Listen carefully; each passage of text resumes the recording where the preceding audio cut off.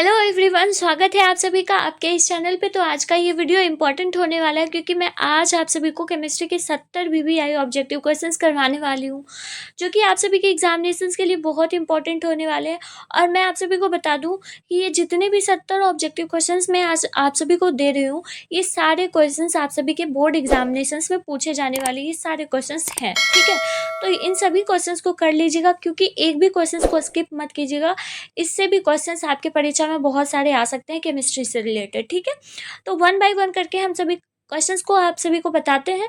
आप सभी का ज़्यादा टाइम नहीं लेंगे, इसीलिए पहले नंबर आप सभी का ज़्यादा टाइम हम नहीं बर्बाद करेंगे, इसीलिए पहले नंबर प्रश्न से स्टार्ट करते हैं। और अगर वीडियो पसंद आएगा तो प्लीज़ एक कमेंट और एक लाइक कर दीजिएगा और अपने दोस्तों के साथ भी शेयर कर दीजिएगा। ठीक है, और भी कोई डाउट होगा, कोई भी टॉपिक से रिलेटेड आपको वीडियो चाहिए तो आप लोग मुझे कमेंट सेक्शन में बताइएगा, मैं कोशिश करूंगी आप सभी को वो देने की। ठीक है, तो पहला प्रश्न ये है कि विटामिन सी क्या है। विटामिन सी जो है वो एस्कॉर्बिक एसिड है। क्या है? Ascorbic acid. Option number A correct होगा। ठीक है, अगला प्रश्न है कि which one of the following contains cobalt. इनमें से कौन सा जो है वो कोबाल्ट को कंटेन करता है। तो विटामिन B12 जो है वो कोबाल्ट को कंटेन करता है। Vitamin B12। ऑप्शन नंबर कौन सा करेक्ट है? डी करेक्ट है। ठीक है, थर्ड नंबर क्वेश्चन है which of the following is an addition polymer. इनमें से कौन सा जो है वो एडिशन पॉलीमर है। तो हाई डेंसिटी पॉलीथीन जो भी होंगे वो क्या हो जाएंगे? एडिशन पॉलीमर हो जाएंगे। ऑप्शन नंबर सी करेक्ट हो जाएगा। ठीक है, अगर जिन बच्चों का ऑर्गेनिक वीक है ना, तो वो पॉलीमर चैप्टर हो गया, बायोमोलिक्यूल्स हो गया, ये सारे चैप्टर्स को अच्छे तरीके से पढ़ लीजिए। आपका 70 में 70 आएगा। 35 नंबर का ऑब्जेक्टिव होता है ना, 35 में 35 आएगा। ठीक है, फिजिकल जिनका स्ट्रांग है और इनऑर्गेनिक जिनका स्ट्रांग है तो उनका ज़रूर निश्चित आएगा 35 में 35, अगर उनका पूरा कंप्लीट रिविजन है तो फिजिकल और इनऑर्गेनिक का एक भी क्वेश्चन नहीं आप सभी का छूटेगा। ये मेरा प्रॉमिस है आप सभी से। ठीक है, बनाओगे आप, प्रॉमिस मैं कर रही हूँ। अगला प्रश्न क्या है? 4 number, F2C double bond CF2 is a monomer of which of the following. ये किसका मोनोमर है ये बताना है यहाँ पर। तो ये टेफ्लॉन का मोनोमर है। ठीक है, ऑप्शन नंबर ए करेक्ट होगा। Chloroquine is an. क्लोरोक्वीन जो है वो क्या है? तो वो एक एंटी मलेरियल है। Anti malarial. Option number C correct हो गया। ठीक है, इसका नाम है। अगला प्रश्न छठा नंबर है which of the following is not a broad spectrum antibiotic. इनमें से कौन सा जो है वो ब्रॉड स्पेक्ट्रम एंटीबायोटिक नहीं है। बाकी ये सारे एंटीबायोटिक है ब्रॉड स्पेक्ट्रम, लेकिन पेनिसिलिन जो है वो ब्रॉड स्पेक्ट्रम एंटीबायोटिक नहीं है, इसीलिए ऑप्शन नंबर सी करेक्ट होगा। एक एडवाइस यहाँ पर देना चाहूँगी कि जब भी आप लोग ऑब्जेक्टिव सॉल्व कर रहे हैं तो इस वर्ड पर ज़रूर ध्यान दें, क्योंकि इस वर्ड से बहुत सारे ऑब्जेक्टिव बच्चों के गलती हो जाते हैं, इसलिए इस वर्ड पे फोकस कीजिएगा आप लोग। ठीक है, अगला क्वेश्चन है 7 number which of the following is jam mixing. Jam mixing जो है वो क्या है? इनमें से कौन सा जैम मिक्सिन है ये बताना है। तो ये बेंजीन हेक्साक्लोराइड जो है वो जैम मिक्सिन है। ऑप्शन नंबर सी करेक्ट होगा। 8 नंबर क्वेश्चन है which of the following acts both as oxidising as well as reducing agent. इनमें से कौन सा जो है वो ऑक्सीडाइजिंग एजेंट और रिड्यूसिंग एजेंट दोनों की तरह ही काम करता है। तो SO2 जो है वो दोनों की तरह वर्क करता है। ऑप्शन नंबर सी करेक्ट हो जाएगा। इनमें से कौन सा जो है वो कलर्ड है। कलर्ड होने के लिए आप सभी को पहचानना होगा कि जिसमें फ्री इलेक्ट्रॉन्स होंगे ना, वो अगर रहेगा, मतलब कि अगर आप नंबर ऑफ ऑक्सीडेशन स्टेट निकालोगे तो इलेक्ट्रॉन मिलेगा ना, नेगेटिव चार्ज मिलेगा। अगर नेगेटिव चार्ज है तो वहाँ पर कलर रहेंगे। ठीक है, तो जब आप यहाँ पर निकालोगे तो यहाँ पर ऑप्शन नंबर आपका बी निकल कर आएगा। ठीक है, NO2 डायरेक्ट भी आप सब यहाँ पर से याद रख सकते हो कि NO2 जो है वो कलर्ड है। NO2 को क्या बोलते हैं कमेंट बॉक्स में अभी बताइए, क्योंकि ये भी प्रश्न आप सभी का पूछा जाता है। ठीक है, और एक और क्वेश्चन है कि लाफिंग गैस का फॉर्मूला क्या होता है, कमेंट सेक्शन में बताइए आप लोग, अगर अभी आप सभी को याद है तो। ठीक है, अगला 10 नंबर क्वेश्चन है जनरल इलेक्ट्रॉनिक कॉन्फ़िगरेशन बताना है आप सभी को। ट्रांजिशन एलिमेंट्स के जनरल इलेक्ट्रॉनिक कॉन्फ़िगरेशन क्या होते हैं। देखिए, ट्रांजिशन एलिमेंट्स के जनरल इलेक्ट्रॉनिक कॉन्फ़िगरेशन होते हैं n-1 इंटू डी जो होता है 1 से लेकर 10 तक होता है, और NS जो होता है 0 होता है, 1 होता है और 2 होता है। ठीक है, मतलब कि 0 1 2 एस जो होता है यहीं पर कन्फ्यूजन हो जाता है सभी बच्चों को। उन सभी को लगता है कि N1 होता है सिर्फ, लेकिन नहीं, N0 से लेकर 2 तक होता है। तो ये होता है ट्रांजिशन एलिमेंट्स का इलेक्ट्रॉनिक कॉन्फ़िगरेशन। तो ऑप्शन नंबर बी बहुत इंपॉर्टेंट क्वेश्चन है, ठीक है। In which of the following is the oxidation state of Mn lowest. Mn का सबसे लोएस्ट ऑक्सीडेशन स्टेट यहाँ पर बताना है। यहाँ पर हम आप सभी को 11 नंबर क्वेश्चन समझाना चाहते हैं। 11 नंबर क्वेश्चन क्या है कि लोएस्ट ऑक्सीडेशन स्टेट पूछा है। लोएस्ट शब्द पर आप सभी को ध्यान देना पड़ेगा। जिस भी कंपाउंड का जिस भी मॉलिक्यूल का, जिस भी एटम का आप सभी को निकालना रहेगा ऑक्सीडेशन स्टेट, उसको क्या मानेंगे, उसको एक्स मानेंगे, ठीक है। अब यहाँ पर हम सबसे पहले 1 बाय 1 करके अगर निकालेंगे तो MnSO4 है, तो Mn को क्या मान लेंगे, एक्स मानेंगे। क्या मानेंगे, Mn को एक्स मानेंगे, ठीक है। SO4 के लिए हम लोगों को क्या करना पड़ेगा कि SO4 का ओवरऑल चार्ज होता है -2, ठीक है। और अगर हमें सल्फर का निकालना है तो देखिए सल्फर का जनरली जो होता है -2 और +6 ऑक्सीडेशन स्टेट होता है, लेकिन यहाँ पर ऑक्सीडेशन स्टेट क्या निकालेंगे वो तो कन्फ्यूजन है ना। तो सल्फर का ऑक्सीडेशन स्टेट निकालने के लिए क्या करना होगा कि सल्फर को एक्स मानेंगे, उसके बाद फिर ऑक्सीजन पे हम लोग ऑलरेडी जानते हैं कि -2 चार्ज होता है ना। तो यहाँ पर क्या हो जाएगा कि 4 ऑक्सीजन है तो -2 हो गया, बराबर में कितना है -2, ये ऊपर ओवरऑल चार्ज है -2, ठीक है। अब क्या करेंगे कि ये 4 दूना 8 हो जाएगा, -8 बराबर -2 हो गया। अब ये -8 उधर जाकर +8 हो जाएगा, तो +8 -2 कितना हो गया, 6, बचकर 6 आ गया। यानी कि हमें यहाँ पर सल्फर का 6 ऑक्सीडेशन स्टेट लेना है, ठीक है। जैसे Mn है, जैसे आप लोगों को समझ लेना होगा कि जिनको भी नहीं पता है कि कैसे निकालते हैं ऑक्सीडेशन स्टेट, आपके एग्जाम में ये काम आएगा, इसलिए सीख लीजिए, ठीक है। Mn है, जो भी कंपाउंड है, Mn अलग कंपाउंड है, सल्फर अलग कंपाउंड है, ऑक्सीजन अलग कंपाउंड है, इन सबको जोड़ना है, ठीक है। तो Mn का हमें निकालना है, तो Mn को हम x ले लिए।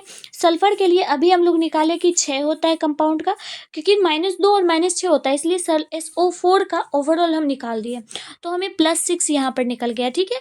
ऑक्सीजन का कितना होता है, -2 होता है ना, ऑक्सीजन का -2 होता है। यहाँ पर 4 ऑक्सीजन है, तो -2 × 4 कितना हो जाएगा, 4 दूना 8, -8 हो जाएगा, ओवरऑल चार्ज 0 है।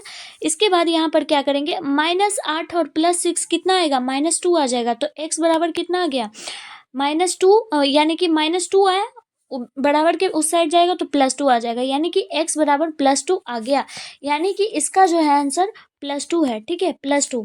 ऑप्शन ए का +2 है। उसके बाद फिर इसका अगर निकालेंगे तो x प्लस कितना आ जाएगा, -2 है, -2 × 2 बराबर 0 करेंगे तो -2, 2 दूना 4, x बराबर कितना आ जाएगा, 4 आ जाएगा, ठीक है। इसका 4 आ गया।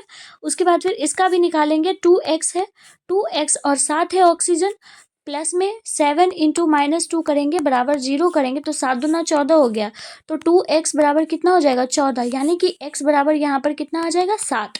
तो ये 7 आ गया इसका, याद है। इसका 2 है, इसका कितना है, 4 है, इसका 7 है, याद है, 2 4 7, यानी कि ऑप्शन ए का 2 है, ऑप्शन बी का 4 है, ऑप्शन डी का 7 है। ऑप्शन सी का भी निकाल लेते हैं, 3x हो जाएगा।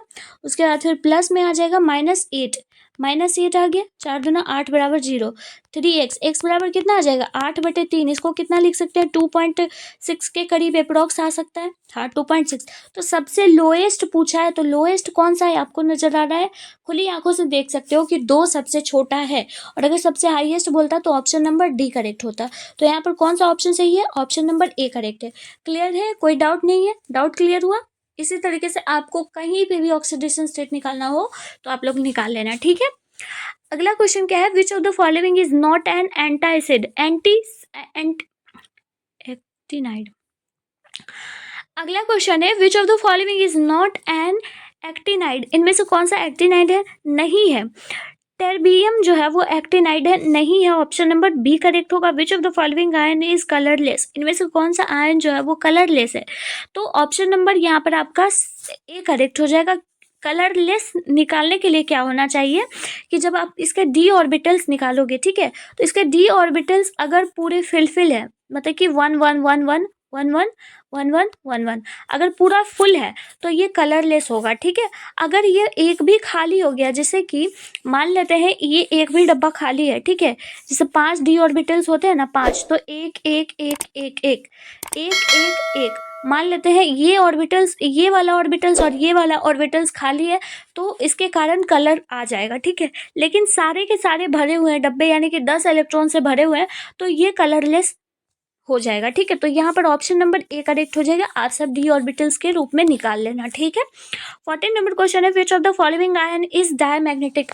इनमें से कौन से आयंस जो है वो डायमैग्नेटिक है। तो डायमैग्नेटिक के लिए क्या होना चाहिए कि इलेक्ट्रॉन की संख्या क्या होनी चाहिए, 0 होनी चाहिए, यानी कि जो भी ऑर्बिटल्स रहेंगी वो फुलफिल नहीं होनी चाहिए। जैसे देखिए स्कैंडियम जो होता है, स्कैंडियम कितने नंबर पे आता है बताइए जरा, कैलकुलेट कीजिए आप सब। स्कैंडियम की संख्या जो होती है वो 21 पर आती है। स्कैंडियम, टाइटेनियम, वेनेडियम, क्लोरियम इस तरीके से होती है ना, तो स्कैंडियम जो होती है वो 21 नंबर पर आती है। और यहाँ पर +3 दिया गया है, यानी कि 3 इलेक्ट्रॉन जो है वो खाली है, तो +3 को हम माइनस करेंगे ना, तो रेस्ट कितना बचेगा, 18 पर आ जाएगा। और आर्गन जो होता है वो नोबल गैसेस होते हैं, ठीक है। और ये 18 नंबर पर आ गया, तो 18 नंबर वाले जितने भी, यानी कि 18 ग्रुप में जितने भी आते हैं नोबल गैसेज जो होते हैं वो डायमैग्नेटिक होते हैं। तो इसीलिए यहाँ पर ऑप्शन नंबर आप सभी का सी करेक्ट हो जाएगा। सबको इसी तरीके से चेक कर सकते हैं आप सब, ठीक है। अगला प्रश्न क्या है, 15 नंबर क्वेश्चन है, sulphide ores are generally concentrated by which of the following. Sulphide ores जो होते हैं वो किस तरीके से, मतलब कि उसको फिल्ट्रेशन किया जाता है। तो फ्रोथ फ्लोटेशन याद रखिएगा कि सल्फाइड ओर्स के लिए ही स्पेशली किया जाता है, फ्रोथ फ्लोटेशन, ठीक है। ऑप्शन नंबर सी करेक्ट होगा। विच of the following metal is not extracted by the process of electrolysis. Electrolysis से कौन सा मेटल जो है वो इलेक्ट्रो क्या बोलते हैं उसको, एक्सट्रैक्ट नहीं कर सकते हैं। तो आयरन जो है वो नहीं कर सकते हैं एक्सट्रैक्ट, ठीक है। इसको तो फ्लास्क बर्निंग में किया जाता है ना। ऑप्शन नंबर यहाँ डी करेक्ट हो जाएगा। अगला प्रश्न है, which of the following metal is purified by Hoopes process. Hoopes process से कौन सा एलिमेंट को एक्सट्रैक्ट किया जाता है। हुप्स प्रोसेस से एल्युमिनियम को एक्सट्रैक्ट किया जाता है। ये थोड़ा सा न्यूली क्वेश्चन है आप सभी के लिए। विच of the following is the gas with lowest boiling point. Lowest boiling point इनमें से किसके पास होता है, तो हीलियम के पास होता है। ऑप्शन नंबर बी करेक्ट हो जाएगा, ठीक है। अगला क्वेश्चन है, which of the following forms only one oxy acid. इनमें से कौन सा जो है वो सिर्फ एक ही ऑक्सी एसिड बना सकता है, तो F2 है। ऑक्सीडेशन स्टेट बताना है S8 का, S8 का ऑक्सीडेशन स्टेट यहाँ पर कितना होगा ये बताना है, तो 0 हो जाएगा, ठीक है। ऑप्शन नंबर यहाँ डी करेक्ट हो जाएगा। S8 में ऑलवेज 0 होता है, ठीक है, याद रखिएगा। 21 नंबर क्वेश्चन है, which of the following is the least volatile. सबसे लीस्ट वॉलेटाइल कौन सा होगा इसमें, तो H2O जो हो जाएगा वो लीस्ट वॉलेटाइल हो जाएगा। अगर हाईएस्ट वॉलेटाइल बोलता तो आप कौन सा बोलते, ओ उससे टीपो जो है, ओ उससे टीपो, यानी कि यहाँ पर TE वाला जो हो जाएगा वो हाईएस्ट होगा, ओ जो हो जाएगा लोएस्ट हो जाएगा, ठीक है। ऊपर से नीचे आप लोग देख लीजिए पीरियोडिक टेबल में जो भी ग्रुप्स एलिमेंट है, ठीक है। 22 है, when acetyl is passed through dilute H2SO4 in the presence HgSO4 the compound formed is। जो कंपाउंड बनेगा वो कौन सा कंपाउंड बनेगा, तो एसिटल एल्डिहाइड बनेगा, ठीक है। ऑप्शन नंबर सी करेक्ट हो जाएगा। अगला क्वेश्चन है, द रिएक्शन, ये रिएक्शन दिया गया है, इस रिएक्शन का नाम आप सभी को बताना है। ये रोजेनमुंड रिएक्शन है, ठीक है, रोजेनमुंड रिएक्शन। कोई बात नहीं, कोई दिक्कत नहीं है, जो भी ऑर्गेनिक स्टूडेंट है डरिए नहीं, बस नाम याद रखिए, ठीक है। नाम और उसके रिएक्शंस किस तरीके से दिखते हैं वो इतना याद रखिए, कोई दिक्कत नहीं है। अगला क्वेश्चन है, एल्डोल कंडेंसेशन जो है वो इनमें से कौन सा नहीं देगा। एल्डोल कंडेंसेशन इनमें से कौन सा नहीं देगा, तो मिथेनॉल नहीं देगा। ऑप्शन नंबर ए करेक्ट हो जाएगा, ठीक है। अगला क्वेश्चन है, when formaldehyde reacts with NH3 then which of the following compound is found. कौन सा कंपाउंड बनेगा, तो हेक्सामिथाइलिन टेट्रामीन बनेगा, ठीक है। ऑप्शन नंबर डी करेक्ट हो जाएगा। Which of the following is the functional group of an ester. Ester का फंक्शनल ग्रुप क्या होता है, तो COOR होता है, ठीक है, COOR। Option number C correct हो जाएगा, फंक्शनल ग्रुप ईस्टर का होता है। By which of the following can formic acid and formaldehyde is distinguish. मतलब कि अगर फॉर्मिक एसिड और फॉर्म एल्डिहाइड को डिस्टिंग्विश करना पड़ेगा, बांटना पड़ेगा, तो कौन सा हम लोग यूज करेंगे, तो सोडियम बाइकार्बोनेट से हम लोग डिस्टिंग्विश कर सकते हैं। ऑप्शन डी करेक्ट होगा। ये कौन सा रिएक्शन है यहाँ पर ये बताना है, तो ये है रिएक्शन, ये रिएक्शन अल्टर है, तो आप लोग यहाँ पर स्किप कर सकते हो इस रिएक्शन को, ठीक है। ऑप्शन नंबर बी ऐसा करेक्ट होगा। अगला क्वेश्चन है, द केमिकल रिएक्शन, ये दिया हुआ है प्रोसीड एज फॉलो। यहाँ पर ये दिया गया है और इसका आपको रेट बताना है कि किस तरीके से लिखेंगे। तो इसका रेट जो हो जाएगा वो किस तरीके से होगा, यहाँ पर फास्ट और स्लो दिया गया है। फास्ट और स्लो करके यहाँ पर के हो जाएगा O3 का पावर 2, क्योंकि 2 है यहाँ पर, और O2 जो हो जाएगा यहाँ पर -1 हो जाएगा। इसके जो है ऑक्सीडेशन स्टेट को सॉल्व करने के बाद हुआ है। ऑक्सीडेशन स्टेट, ऑक्सीडेशन और रिडक्शन पोटेंशियल को देखकर मैनेज बैलेंस करके, ठीक है। तो यहाँ पर ऑप्शन नंबर बी यहाँ पर करेक्ट हो जाएगा, ठीक है। अगला क्वेश्चन है, the temperature coefficient of most of the reaction lies between which of the following. कौन से किसके बीच में ये लाई करेगा, तो 2 से 3 टेम्परेचर कॉफिशिएंट होगा रिएक्शन का, होना चाहिए, ठीक है। ऑप्शन नंबर यहाँ ए करेक्ट होगा। अगला है, which of the following is lyophilic colloidal, इनमें से कौन सा नहीं है। लायोफिलिक कोलोइडल इनमें से फॉग नहीं है। Size of colloidal particles, colloidal particles की साइज कितनी होती है, बहुत इंपॉर्टेंट क्वेश्चन है, कल भी ये क्वेश्चन करवाए थे। इतना से लेकर 10 का पावर -5 से लेकर 10 का पावर -7 तक होता है। ऑप्शन सी करेक्ट होगा। विच of the following enzyme is used in the hydrolysis of a starch. Hydrolysis of a starch में कौन सा यूज एंजाइम होता है, डाई डाइएस्टेट होता है, ठीक है। ऑप्शन नंबर डी करेक्ट होगा। The rate of chemisorption, the rate of chemisorption इनमें से बताना है कि कैसे उसका इंक्रीजिंग और डिक्रीजिंग फैक्टर डिपेंडेंट होता है। तो विथ इंक्रीज इन प्रेशर, जैसे जैसे प्रेशर बढ़ाओगे तो वैसे वैसे केमिजॉर्प्शन का रेट जो होगा वो भी बढ़ेगा, ठीक है। तो ऑप्शन नंबर यहाँ डी करेक्ट होगा। मोस्ट एबेंडेंट मेटल कौन सा है अर्थ क्रस्ट में। अर्थ क्रस्ट में सबसे सर्वाधिक एल्युमिनियम को प्राप्त किया जाता है, ठीक है। एल्युमिनियम, बहुत इंपॉर्टेंट क्वेश्चन, ऑप्शन ए सही हो जाएगा। नंबर ऑफ ब्रेविस लैटिस कितने होते हैं in a crystal system. Crystal system में ब्रेविस लैटिस कितने होते हैं वो बताना है आप सभी को यहाँ पर। Total number of Brevis lattice 14 होते हैं ना, हाँ, और टोटल क्रिस्टल सिस्टम 7 होते हैं। तो यहाँ पर ऑप्शन नंबर डी करेक्ट हो जाएगा आप सभी का, ठीक है। टोटल ब्रेविस लैटिस 14 होता है, तो यहाँ पर ऑप्शन नंबर डी करेक्ट होगा। Octahedral void is surrounded by which of the following number of spheres. Octahedral जो होते हैं वो सराउंडेड होते हैं, देखिए octahedral n number of turn होते हैं, लेकिन टेट्राहेड्रल 2n होता है। तो ऑक्टाहेड्रल बोला है यहाँ पर, ये ऑप्शन नंबर बी करेक्ट हो जाएगा। ऑक्टाहेड्रल 6 हो जाएगा यहाँ पर, ठीक है। एक स्फीयर की बात की गई है, ठीक है। अगला प्रश्न क्या है, which of the following types of defect cause decrease in density of a crystal. किसी भी क्रिस्टल में डेंसिटी का डिक्रीज जब हो जाता है तो उसको क्या बोलते हैं, हम उसको शॉर्टकी डिफेक्ट कहते हैं, ठीक है। और Schottky defect option number B यहाँ पर आप सभी का करेक्ट हो जाएगा, ठीक है। फ्रैंकल क्या होता है, एफ सेंटर क्या होता है, ये सब कुछ हम समझा चुके हैं आपको पिछले वीडियो में, है ना। अगला क्वेश्चन 39, क्योंकि हम 1 शॉर्ट वीडियो करवाए थे आप सभी को, तो शायद आप लोगों ने देखे होंगे, तो वहाँ पर बहुत अच्छे से डिटेल में हम बता दिए थे कि एफ सेंटर या फिर फ्रैंकल डिफेक्ट क्या होता है। फ्रैंकल डिफेक्ट होता है कि यहाँ पर भी थोड़ा सा मैं बता देती हूँ कि कोई भी लैटिस में जो भी कैटायंस है, तो कैटायंस जब ये इंटरस्टिशियल पोजीशन पे चले आते हैं, इंटरस्टिशियल पे पोजीशन पे चले आएंगे, तो ये जो हो जाएगा फ्रैंकल डिफेक्ट हो जाएगा, ठीक है।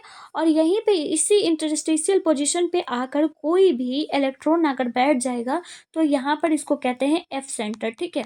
एफ सेंटर इसको कहते हैं। बात समझ आई मेरी, एफ सेंटर इसको कहता है। और एफ सेंटर के कारण भी किसी भी क्रिस्टल के अंदर कलर होता है, ठीक है। तो यहाँ पर आप सभी का शॉर्टकी डिफेक्ट हो जाएगा। और फ्रैंकल में डेंसिटी का चेंज नहीं होता है, ठीक है। 39 नंबर क्वेश्चन है, which of the following is ferromagnetic substance. इनमें से कौन सा फेरोमैग्नेटिक सब्सटेंस है, तो ऑप्शन नंबर यहाँ पर बी आप सभी का करेक्ट होगा। क्वालिटेटिव प्रॉपर्टी का एग्जाम्पल इनमें से कौन सा है, तो क्वालिटेटिव प्रॉपर्टी तो 4 ही होता है, osmotic pressure, elevation in boiling point, freezing in boiling point, और कौन सा होता है, और कमेंट सेक्शन में बताइए आप लोग, मुझे याद नहीं आ रहा है। तो यहाँ पर तो एलिवेशन ऑफ बॉइलिंग पॉइंट हो जाएगा, ऑप्शन नंबर सी करेक्ट होगा, ठीक है। 41 है, the number of moles of solute per KG of solvent is called. Number of moles of solute per KG solvent, उसको क्या कहते हैं हम लोग, मोलैलिटी कहते हैं, ठीक है। ऑप्शन नंबर बी करेक्ट होगा। Solution which boils at a constant temperature without any change in composition is called, उसको हम लोग क्या कहेंगे, उसको हम लोग एजियोट्रॉपिक मिक्सचर कहते हैं। ऑप्शन नंबर ए करेक्ट होगा, ठीक है। ऑल लिगेंड्स आर, सभी लिगेंड्स जो होते हैं वो क्या होते हैं, ठीक है। बताइए इसका आंसर। सभी लिगेंड्स जो होते हैं वो लुईस बेस कहलाते हैं, ऑप्शन नंबर बी सही होगा। इनमें से कौन सा जो है वो पैरामैग्नेटिक होगा? पैरामैग्नेटिक होने के लिए इलेक्ट्रॉन्स का मौजूद होना ज़रूरी है। तो यहाँ पर आप सभी का paramagnetic option number C correct होगा। निकेल Cl4 का पावर -2 हो जाएगा। ऑप्शन नंबर सी करेक्ट होगा। सभी में निकेल की ऑक्सीडेशन स्टेट निकाल कर देख लीजिए, जिसकी भी इलेक्ट्रॉन की संख्या अधिक होगी वही आंसर हो जाएगा। समझ गए? Magnesium is an important component of which biomolecules. कौन से बायोमोलिक्यूल की मैग्नीशियम इंपॉर्टेंट कंपोनेंट है? तो यहाँ पर सबसे इंपॉर्टेंट क्लोरोफिल में जो होता है मॉलिक्यूल मैग्नीशियम होता है, तो इंपॉर्टेंट कंपोनेंट है। ऑप्शन नंबर बी करेक्ट होगा। यहाँ पर कॉम्प्लेक्स आयन दिया गया है। Central metal atom has no D electrons. कौन किसके पास जो है वो एक भी डी इलेक्ट्रॉन्स नहीं है? ऑक्सीडेशन स्टेट निकालिए, पता चल जाएगा। यहाँ पर ऑप्शन नंबर ए करेक्ट हो जाएगा। ठीक है, ऑप्शन ए सही होगा। अगला क्वेश्चन है विच स्टेटमेंट इज इनकरेक्ट। इनमें से कौन सा स्टेटमेंट इनकरेक्ट है? तो इनकरेक्ट स्टेटमेंट इसमें से सिलेक्ट कीजिएगा। तो tetrahedral paramagnetic, tetrahedral paramagnetic, tetrahedral तो 4 है। पैरामैग्नेटिक। अब पैरामैग्नेटिक होने के लिए आपको ऑक्सीडेशन स्टेट यहाँ पर निकालना पड़ेगा। ठीक है, आप लोग आराम से निकेल की सभी में ऑक्सीडेशन स्टेट निकालिए, जैसे जैसे बताए हैं ऑक्सीडेशन स्टेट निकालिए, और पैरामैग्नेटिक से आप लोग समझ जाएंगे। ठीक है, बाकी टेट्राहेड्रल है, स्क्वायर प्लेनर है, ऑक्टाहेड्रल, ये तो आराम से आप लोग पहचान सकते हो। तो यहाँ पर हम आंसर बता देते हैं। आंसर नंबर 1 हो जाएगा। ऑप्शन नंबर ए करेक्ट हो जाएगा। अगला क्वेश्चन क्या है? Which of the following compound is used in fire extinguisher. Fire extinguisher में कौन सा कंपाउंड यूज किया जाता है? तो CCl4। Option number A correct हो जाएगा। ठीक है, अगला है monohalogen derivatives on reaction with alcoholic KOH gives. क्या देता है? ये देता है alkene. The reagent which is use to prepare 1 bromo butane from butane 1 ol is, क्या बनेगा? तो ये बनेगा PbR3। Option number D correct हो जाएगा। अगला क्वेश्चन है which of the following compound is formed when. इतना ये जो रिएक्शन दिया गया है, इस रिएक्शन से कौन सा कंपाउंड फॉर्म्ड होगा ये बोला गया है यहाँ पर।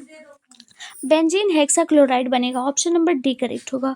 आइडोफॉर्म टेस्ट इनमें से कौन सा देगा? आइडोफॉर्म टेस्ट इनमें से देगा CH3 का होल टू CHOOH। ठीक है, ऑप्शन नंबर बी करेक्ट हो जाएगा। अगला क्वेश्चन है from which of the following is methyl alcohol prepared. Methyl alcohol prepared होता है पायरोलिग्नियस एसिड से बनता है। ऑप्शन नंबर ए करेक्ट होगा। अगला क्वेश्चन है functional group is present in alcohol. कौन से इनमें से कौन सा जो है वो फंक्शनल ग्रुप अल्कोहल का प्रेजेंट है वो बताना है। तो इनमें से कौन सा है? OH जो होता है वो अल्कोहल का फंक्शनल ग्रुप होता है। ऑप्शन ए करेक्ट होगा। मोस्ट एसिडिक यहाँ पर बताना है कि कौन सा मोस्ट एसिडिक है। तो M क्लोरोफिनॉल जो हो जाएगा वो मेटाक्लोरोफिनॉल हो जाएगा। ऑप्शन सी करेक्ट होगा। Catalytic dehydrogenation of primary alcohol gives. Primary alcohol, देखिए आपके एग्जाम में क्या होगा ना कि एक साइड से ही आपको मिल जाएगा, या तो स्टार्टिंग से ही मिल जाएगा आप सभी को ऑर्गेनिक का क्वेश्चन।